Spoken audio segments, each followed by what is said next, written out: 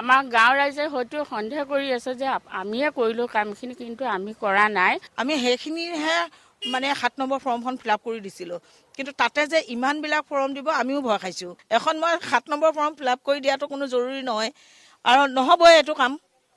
যিহেতুকে মোৰ মানুহজন মোৰ লগত আছেই, সেইজন মানুহৰ ফৰ্মখন মোৰ দিয়া কি কাৰণে? আপোনাৰ হাজবেণ্ডৰ লগত একেলগে আপুনি তাত মানে প্ৰমাণ দিব লগা হৈছে। আপুনি বিএলও, আমি সাৰ্ভে কৰা মতে অহা নাই, ভুলকে আহিছে। এওঁলোকে যিখন শুদ্ধ তালিকা প্ৰস্তুত কৰিছিল আৰু জমা দিছিল, সেইখন জমা নলৈ ব্ৰংছ তাৰ মাজত কি কাৰ্য কৰি কাৰচাজি কৰি এইটো কৰা হ'ল। কোনোবা এজনে চোৰে চোৰ কৰিলে তেওঁক 24 ঘণ্টাতকৈ বেছি সময় দিয়ে, কিন্তু আমাক ইমান কম সময় দিছে। এছআৰ, যিখন এছআৰক লৈ সমগ্ৰ ৰাজ্যত এতিয়া প্ৰতিবাদ চলি আছে, আৰু মৰিগাঁৱতো আমি সেই বিষয়ে উত্থাপন কৰিছিলোঁ যে মৰিগাঁৱতো বিভিন্ন ঠাইত একাংশ খিলঞ্জীয়া মানুহৰ নামত নটিচ জাৰি কৰা হৈছে, আৰু যিসমূহ আচলতে স্থায়ীভাৱে বাস কৰা লোক তেওঁলোকক শিফটিং বুলি কজ দেখুওৱা হৈছে, তেওঁলোকক অন্য ঠাইলৈ স্থানান্তৰিত হোৱা বুলি কজ দেখুওৱা হৈছে, যাক লৈ ইতিমধ্যে মৰিগাঁৱত বিভিন্ন প্ৰতিবাদ আৰম্ভ হৈছিলে। আয়ুক্তলৈ বিভিন্ন দল সংগঠনে স্মাৰক পত্ৰ প্ৰেৰণ কৰিছিলে যে সেয়া এক মিছা অভিযোগ বুলি। আজি তাৰে কিছু অংশ মই আজি দেখুৱাম। 3গৰাকী বিএলও, যিসকল বিএলওৰ কথা দৰাচলতে কৈ থকা যায় যে বিএলওসকলৰ ভুলৰ বাবেই এই কাম কাজ হৈছে, বিএলওসকলে ভুল কৰিছিলে, কিন্তু মোৰ লগত আজি 3গৰাকী বিএলও আছে। মই বিএলওসকলৰ মুখৰ পৰা জানিম আচলতে এই আমি য'ত আছোঁ এয়া মৰি মুছলমান গাঁও, মৰিগাঁও চহৰৰ অতি লগতে লাগি থকা এইখন অতি অসমীয়া মুছলমানৰ এক গাঁও, য'ত ইছলাম ধৰ্মাৱলম্বী লোকে, থলুৱা ইছলাম ধৰ্মাৱলম্বী লোকসকলে বাস কৰে, আৰু ইয়াক লৈ প্ৰতিক্ৰিয়া ইতিমধ্যে হৈছে, বিভিন্ন বাতৰি সম্প্ৰচাৰিত হৈছে। আমি বাইদেউসকলৰ পৰা জানিম যে আচলতে কেনেধৰণৰ আপোনালোকে কি কাৰণে আপোনালোকক এতিয়া মানুহে সন্দেহ কৰিছে যে বিএলওসকলৰ ভুলৰ বাবে এই কাম কাজ হৈছে। আচলতে আমি একো ভুল কৰা নাই, আৰু আমাক ভুল বুলি আপোনালোকে নাভাবিব। আমাক হঠাতে নটিচ দিছে 20 তাৰিখে 1:30 বজাত 84খন নটিচ দিছে। তাৰপিছত আমাৰ কি কয় ইলেকশ্যন অফিচৰ পৰা নটিচ কৰিছে, 1:30 বজাত ফোন কৰিছে যে বাইদেউ আমাৰ সিদিনাখন এটা ট্ৰেইনিঙো আছিলে পবিতৰা ঘাটত, আমি তাত ট্ৰেইনিঙত উপস্থিত আছিলোঁ। হঠাতে ফোন কৰিলে, বাইদেউ আপোনাৰ নামত নটিচ আহিছে, আহক নটিচখিনি লৈ যাওঁ। আমি 1:30 বজাত নটিচখিনি আনিছোঁ, কৈছে এইখিনি নটিচ আপোনালোকে ভগাই 22 তাৰিখে আপোনালোকে কি কয় গোটেইখিনি ভগাই শেষ কৰিবলৈ 22 তাৰিখে নটিচ কৰিব। তাৰপিছত গ'লোঁ, নটিচখিনি আনি হঠাতে লৰা ধপৰাকৈ গোটেই বোৱাৰী জীয়ৰী গোটেইখিনি সহ লগ লাগি আমি নটিচখিনি ভগালোঁ। সেইটো গ'ল 20 তাৰিখৰখিনি। তাৰপৰা আকৌ 21 তাৰিখে মোৰ ছেশ্যন আছিলে, VAC ছেশ্যন। আকৌ 21 তাৰিখে 1:30 বজাতো আকৌ মাতিছে, বাইদেউ আপোনাৰ আকৌ নটিচ ওলাইছে, আহক। আহি নটিচ আনিলোঁ, আনি প্ৰায় ৰাতি 12:30লৈ নটিচ ভগাইছোঁ। মই মানুহজনক লগত লৈ পেলাই নটিচখিনি ভগাইছোঁ। তাৰ বিষয়ে আমাৰ গাঁৱৰ ৰাইজে হয়তো সন্দেহ কৰি আছে যে আমিয়ে কৰিলোঁ কামখিনি, কিন্তু আমি কৰা নাই। আপোনালোকে ভুল নুবুজিব। আমি যিহেতুকে চৰকাৰী আণ্ডাৰত এটা বিষয় লৈ পেলাই আমি কাম কৰি আছোঁ, এইটোক লৈ আপোনালোকে শংকিত নহ'ব। আন এগৰাকী বিএলও বাইদেউ আছে, মই আপোনাৰ পৰা অকণমান জানিম যে আপোনালোকৰ যিটো প্ৰক্ৰিয়া, আপোনালোকে যিটো ছাৰ্ভে গাঁৱত কৰিছিলে ফৰ্ম 7 বা ফৰ্ম 6 এনেধৰণৰ যিবিলাক ছাৰ্ভে কৰিছিলে, কি জমা দিছিলে নিৰ্বাচনী কাৰ্যালয়ত? আপোনালোকে কি জমা দিছিলে? আপোনালোকে কি নটিচ আহিল? আমাৰ নটিচ আহিছে, মৃতকৰো আহিছে, আৰু আমাৰ এনে জেনেৰেল মানুহখিনিৰো আহিছে। কিন্তু আমি 7 নম্বৰ ফৰ্মখন যিখন ফিল আপ কৰি দিছিলোঁ, এইখিনি আমি দিছিলোঁ মৃতক, যিখিনি মোৰ ৱাৰ্ডত মানুহ মৰিছে, মোৰ 41জন মানুহ মৰিছিলে, এওঁলোকৰ দিছিলোঁ। আৰু যিখিনি মোৰ ইয়াৰ মানুহ নাই, মানে ইয়াৰ ছোৱালী বেলেগত বিয়া হৈছে, তেওঁলোকে তাহাঁতৰ গাৰ্জেনবিলাকে কৈছে যে ইয়াতে আমাৰ ছোৱালীজনী নাই আৰু তাতে বিয়া হৈছে, তাতে ভোটটো আছে, গতিকে জেগাখিনি সলাই দিব লাগে। আমি সেইখিনিহে মানে 7 নম্বৰ ফৰ্মখন ফিল আপ কৰি দিছিলোঁ, কিন্তু তাতে যে ইমানবিলাক ফৰ্ম দিব আমিও ভয় খাইছোঁ যে ইমানবিলাক ফৰ্ম কিয় দিলে আৰু কেনেকৈ দিলে এইটো আমি নাজানো। ইয়াত থকা মানুহ, আপোনালোকৰ গাঁৱৰ একদম স্থায়ী মানুহ, জ্যেষ্ঠ মানুহ, বিভিন্ন সমাজত থকা মানুহ, তেওঁলোকলৈ শিফটিং বুলি কজ দেখাইছে, মানে ইয়াৰ পৰা গুচি গ'ল, এইবিলাক সঁচা নে মিছা? সেইটোতো আমি কিন্তু যিখিনি মানুহ আমাৰ ইয়াৰ অৰিজিনেল মানুহ, এইখিনি আমি জন্ম হৈয়ে দেখা পাইছোঁ। কাৰণ মই ইয়াৰে জন্ম ছোৱালী, গাঁৱৰে মৰি মুছলিম গাঁৱৰ ছোৱালী, মৰি মুছলিম গাঁৱতে মই বিয়া হৈছোঁ। যিহেতুকে গোটেইখিনি মানুহৰ লগতে মোৰ উঠক বঠক আছে, চবে মোক নিজৰ ছোৱালী নিচিনা, বোৱাৰী নিচিনা ভাবে, গতিকে এইখিনি মানুহক মই বেলেগৰ বুলি কেনেকৈ ক'ম? এইখিনি মোৰ নিজৰ গাঁৱৰ মানুহ, গজিপুৰৰ কৰবাত ভুল মানুহ। হৈছে, কৰবাত ভুল হৈছে। এইটো ভুল কৰিছে, হয়তো অফিচে কিবা ভুল কৰিছে, এইটোতো আমি ভালকৈ নাজানো। ভিতৰৰ কাহিনীখিনি আমাক নাজানো। আমাক নটিচখিনি কম সময়ত ভগাব দিছে, আমি নটিচখিনি কম সময়ত ভগাই শেষ কৰিছোঁ। গাঁৱৰ ল'ৰাবিলাকে বা বোৱাৰীবিলাকে সহায় কৰি দিয়াতহে আমি নটিচ দি শেষ কৰিব পাৰিছোঁ।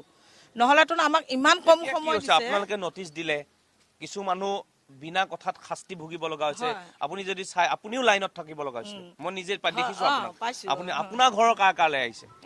মোৰ হাজবেণ্ডৰ আহিছে, মোৰ দেওৰ 3জনৰ আহিছে, তাৰপিছত শাহুৰি আহিছে, তাৰপিছত মোৰ ভাগিন এটাৰ আহিছে।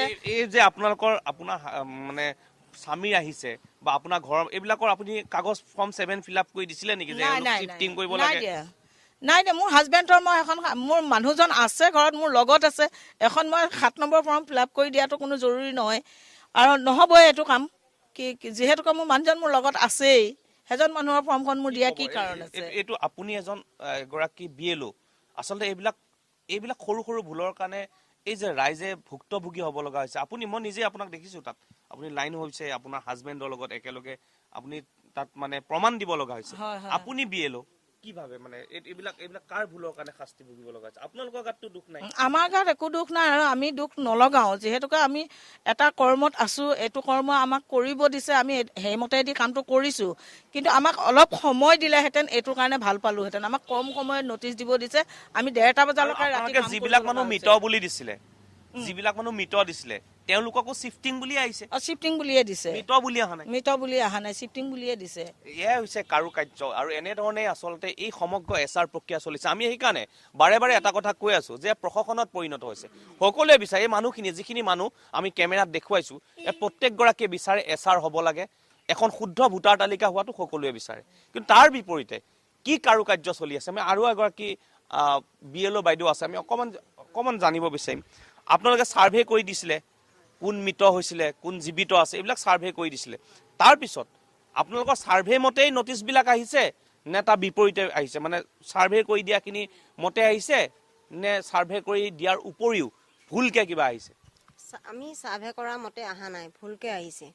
যাৰ শুদ্ধ আছে তাৰ আহিছে, তাৰ শুদ্ধতে আহিছে, যাৰ ভুল আছে বা হেৰিতে আহিছে, এনেকৈ আহিছে আৰু। মানে আপোনালোকে যিখিনি ছাৰ্ভে কৰিছিলে ঘৰে ঘৰে, কাগজখিনি যে অফিচত জমা দিছে আপোনালোকক আকৌ ঘূৰাই দিলে তেওঁলোকে ৰাখি পেলাই, তেনেকুৱাকে আহিছে না তেনেকুৱাকে অহা নাই? নাই, তেনেকৈ অহা নাই। যাৰ শুদ্ধ আছে তাৰ ভুলকে আহিছে, যাৰ ভুল আছে তাৰ শুদ্ধকে আহিছে, তেনেকৈ আহিছে আৰু। কি ক'ব, আপুনি এজন অৱসৰপ্ৰাপ্ত শিক্ষকো, দীৰ্ঘ সময় আপুনি সমাজতো জড়িত হৈ আছে। এই আপুনি 3গৰাকী আমাৰ যি আশা বাইদেউ অৰ্থাৎ BLO, তেওঁলোকৰ কথা আজি শুনিলে, আপোনালোকৰ সন্মুখতে কথাকেইটা কৈছে, কি ক'ব? উঠিলম। ধন্যবাদ 365ৰ ৰিপৰ্টাৰসকল।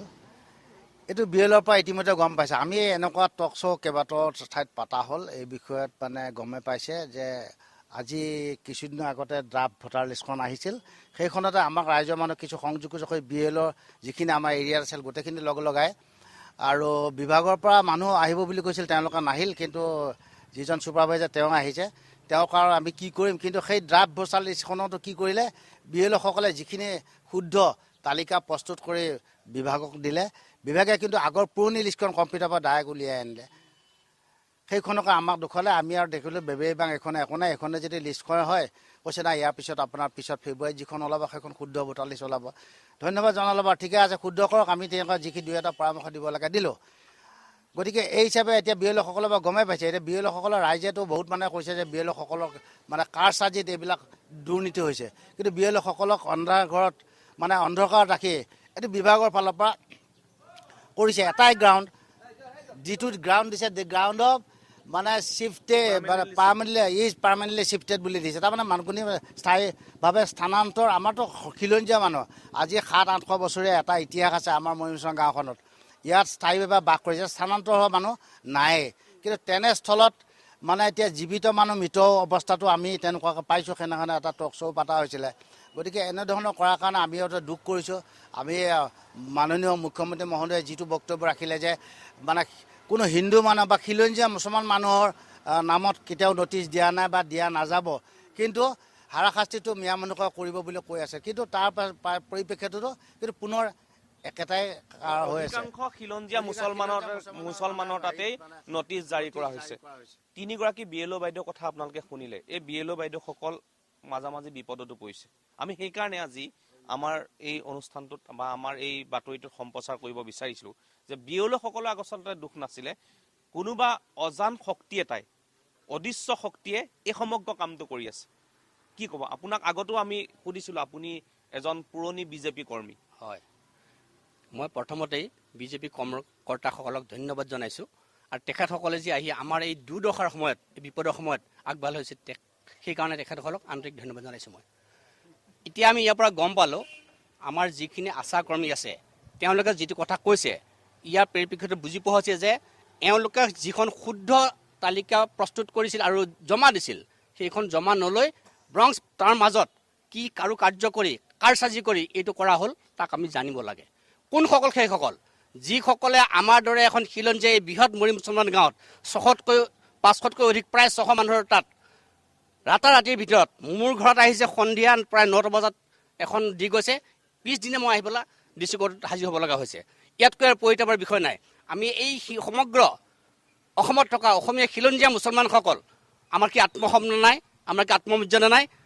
কোনোবা এজনে চোৰ কৰিলে তেওঁক 24 ঘণ্টাতকৈ বেছি সময় দিয়ে, কিন্তু আমাক ইমান কম সময় দিছে, যিটো সময়ত আমি গৈ পেলাই তাত হাজিৰ হ'ব লগা হৈছে। ইয়াতকৈ দুৰ্ভাগ্যজনক কথা আমাৰ অসমীয়া জাতিৰ কাৰণে হ'ব আৰু নোৱাৰে, আৰু আগলৈ যাতে নহয় তাৰ বাবে মই ইয়াৰ পৰাই অসমৰ মুখ্যমন্ত্ৰী ডাঙৰীয়াক প্ৰাৰ্থনা জনাইছোঁ, তেখেতে যাতে আগন্তুক সময়ত এনেধৰণৰ অসমীয়া মুছলমান গৰীয়া জতীয়া জাতীয় দেখি এই সকলৰ ওপৰত এই সকলৰ ওপৰত অত্যাচাৰ নচলায়, তাৰ বাবে মই সতৰ্কও কৰিছোঁ। কিয়নো যদি এই আমাৰ অসমৰ অসমীয়া মুছলমানখিনি নাথাকে, অসমৰ যিটো অসমীয়া জাতিৰ বৰঘৰ, অসমীয়া জাতিৰ বৰঘৰৰ এটা থাল আমি অসমীয়াসকল, এই অসমীয়াসকল আজিয়ে নহয় অতীজৰ পৰা আছে। এই সকলক যদি বাদ দিবলৈ অসমখন তেওঁ গঢ়িব বিচাৰিছে, সেইটো সম্ভৱ নহয় যে অসমীয়া সমাজখনত যেনেকে আপুনি এটা নহৰুত যেনেধৰণে পৰিপূৰ্ণ হৈ থাকে, সকলো জাতি জনগোষ্ঠীয়ে পৰিপূৰ্ণ হৈ থাকে, সেয়া সম্ভৱপৰ কেতিয়াও নহয়। আৰু মই পুনৰ কৈছোঁ যে যিহেতু আমি এখন খিলঞ্জীয়া মুছলমান গাঁৱত ইয়াৰ পূৰ্বেও আহিছিলোঁ, তেওঁলোকৰ মনৰ কথাকেইটা আমি আমাৰ দ্বাৰা প্ৰচাৰিত কৰিছিলোঁ, আৰু আজি ইয়াৰ যি 3গৰাকী BLOক ৰাইজৰ মাজত তেওঁলোক আহিল আৰু তেওঁলোকে কথাকেইটা ক'লে। আৰু তাৰপিছত মৰিগাঁও জিলা যিটো নিৰ্বাচনী বিষয়াৰ কাৰ্যালয় আছে, কাৰ্যালয়ে যি এক অদৃশ্য শক্তিত এই কাৰ্যালয়টো চলি আছে, যাৰ হাতৰ পুতলা হৈছে, এইসকলে কি ব্যৱস্থা ল'ব সেইসকলৰ বিৰুদ্ধে, যোনে এইসকল BLOৱে গাঁৱে গাঁৱে ঘৰে ঘৰে ঘূৰি যি এনেধৰণে তেওঁলোকে ব্যৱস্থা কৰিছিলে, যি আচলতে ছাৰ্ভে জমা দিছিলে, সেই ছাৰ্ভেৰ বিপৰীতে ইয়ালৈ নটিচ একাংশ লোকলৈ, কোনো নিৰ্দোষী লোকলৈ নটিচ জাৰি কৰা হৈছে, শুনানি কৰা হৈছে, তেওঁলোক শুনানিত যাব লগা হৈছে। আৰু তাৰপিছত কি ব্যৱস্থা হ'ব সেয়া নিশ্চয়কৈ জিলা আয়ুক্তই তাৰ ব্যৱস্থা ল'ব, বা যিখন চৰকাৰ আছে, মুখ্যমন্ত্ৰী আছে, মুখ্যমন্ত্ৰীয়ে বাৰে বাৰে কৈছে যে কোনো কাৰণতে অসমীয়া মানুহৰ, খিলঞ্জীয়া মানুহৰ এই নটিচখনৰ দ্বাৰা হাৰাশাস্তি নহয়। গতিকে কি ব্যৱস্থা ল'ব সেয়া নিশ্চয়কৈ পৰৱৰ্তী সময়ত লক্ষণীয় হ'ব।